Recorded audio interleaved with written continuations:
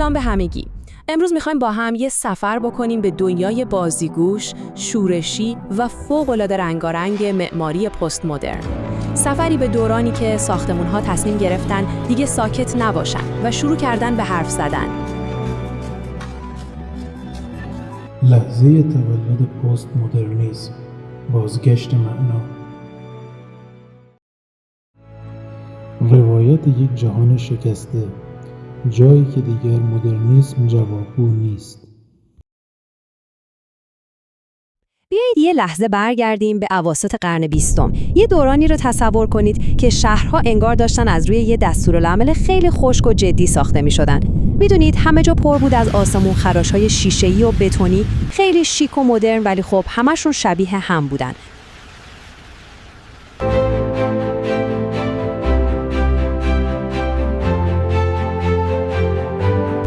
افق شهرها یه جورایی قابل پیش بینی شده بود. ولی خب وسط این همه نظم و کارایی یه سوال مهم داشت تو ذهنها شکل می گرفت. سوال این بود که واقعاً چی کمه؟ توی این ساختمون‌های به ظاهر بی‌نقص و ولی سرد چه چیزی حس نمی‌شد؟ خب به نظر شما چه چیزی در این دنیای منظم و کارآمد گم شده بود؟ یا اصلا مدرنیسم چه چیزی به ارمغان آورده بود؟ و دقیقاً همین سواله که ما رو میبره به مرکز داستان خستگی از یه معماری بیروح. میدونید این حس خستگی یه جورایی زمینه ساز تولد یه جنبش کاملاً جدید شد. مدرنیسم، تکرار بیپایان فرم‌های یکسان، شهر ماشینوار، حذف تزئینات، حذف احساس. وقتی انسان در معماری گم می‌شود.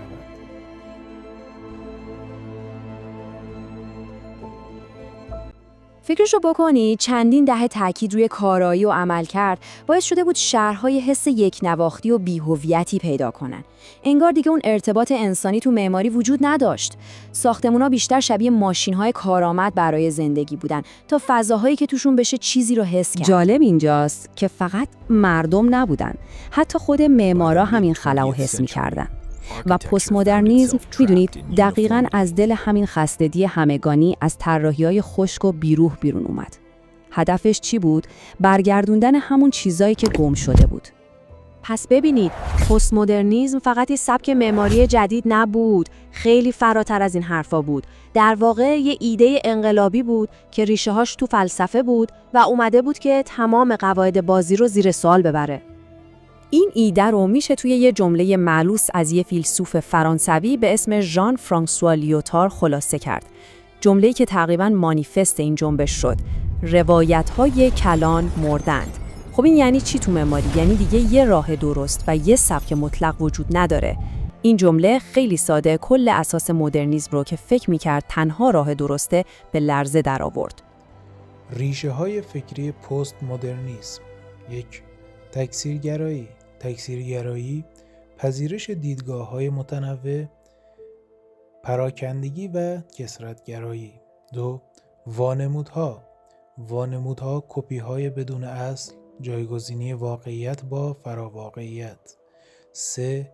کلان روایت‌ها، زوال حقایق جهانی و داستان‌های فراگیر. حالا این فکر فلسفی چطوری تو معماری خودش رو نشون داد؟ اینجوری که گفت هی ساختمونا فقط برای کارایی نیستن، اونا باید بتونن قصه بگن، با گذشته بازی کنن و مهمتر از همه با ما آدم‌ها حرف بزنن.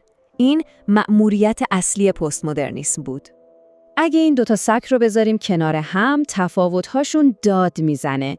مدرنیسم میگفت کمتر بیشتر است. پست مدرنیسم خیلی راحت جواب میداد کمتر خسته کننده است. مدرنیسم تاریخ رو میذاشت کنار، ولی پست مدرنیسم باهاش شوخی میکرد و یه جور دیگه تفسیرش میکرد. فرم دیگه فقط دنبال روی عمل کرد نبود، حالا دنبال روی داستان و خیال پردازی بود.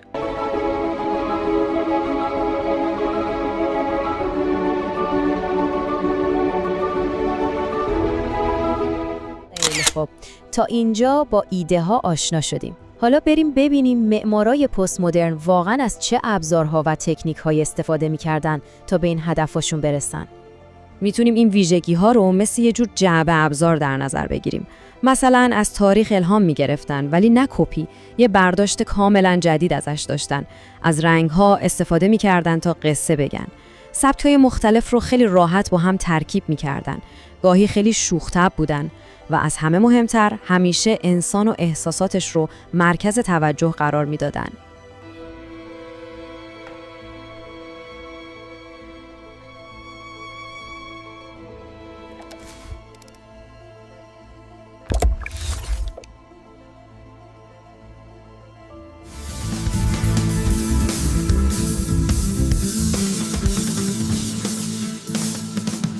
حالا وقتشه که از تئوری بیایم بیرون و ببینیم این ایده ها چطوری تو دنیای واقعی توسط معمارای پیشگام این جنبش به ساختمان‌های واقعی و انقلابی تبدیل شدن.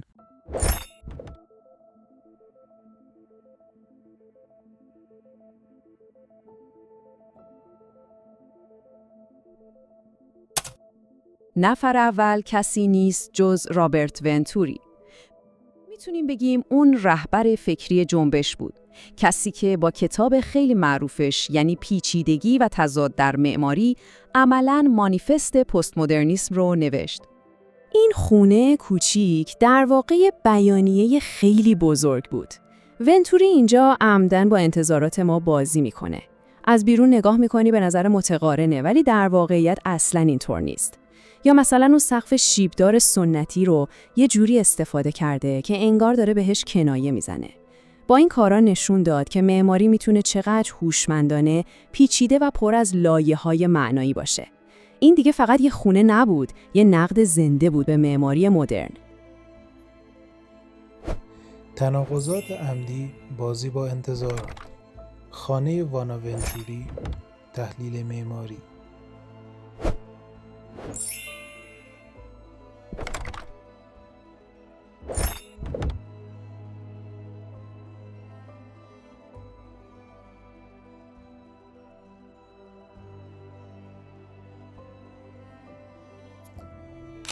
ونچوری، معماری پیچیدگی و تضاد.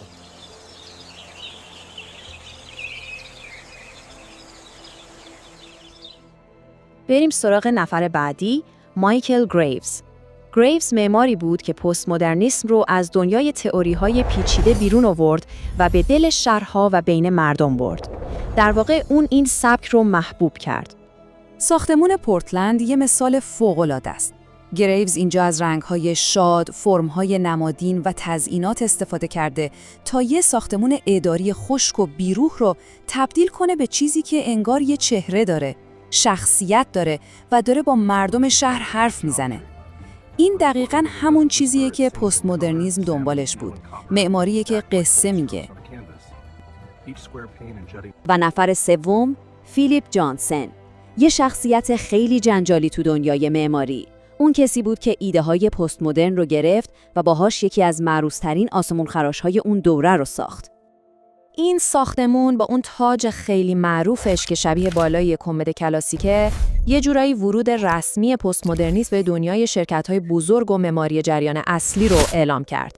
یه حرکت فوق‌العاده جسورانه بود که نشون میداد تاریخ میتونه خیلی راحت و حتی بازیگوشانه تو قلب یه شهر مدرن ظاهر بشه. سیر تحول معماری پست مدرن 1966 پیچیدگی و تضاد. بازگشت به تاریخ 1972 آیا پایان مدرنیسم بوده؟ بازگشت به تاریخ. کنایه و بازی 1980 ظهور پست مدرن. کنایه و بازی 1990 ساختار شکنی. تشکیل فرم‌های پویا و اکنون تکثرگرایی معاصر. برت رابرت ونچوری کمتر کسل کننده است، پیچیدگی و تضاد، گرامی داشت سرزندگی آشفته امر معمولی.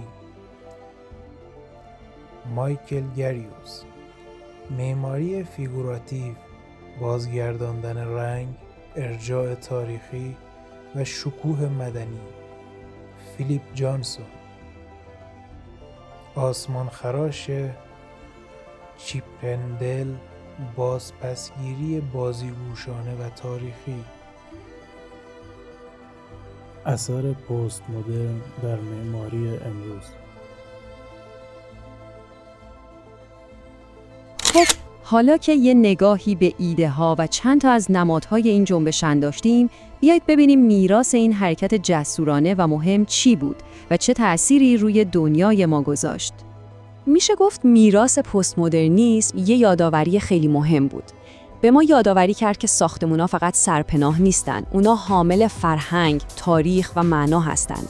مهمترین درسی که به ما داد این بود که معماری زبانه و فضا باید با آدما گفتگو کنه، نه اینکه فقط بهشون دستور بده.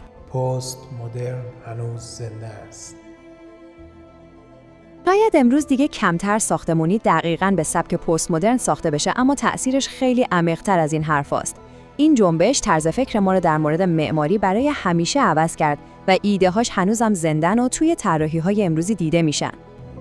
و در آخر پست مدرنیسم ما رو با 2 سوال خیلی مهم و عمیق تنها میذاره. سوالایی که هنوزم تازن و از ما میخوان که به ساختمونای دور و برمون با یه نگاه دیگه نگاه کنیم و از خودمون بپرسیم این ساختمون واقعاً داره چی میگه و داره با کی حرف میزنه.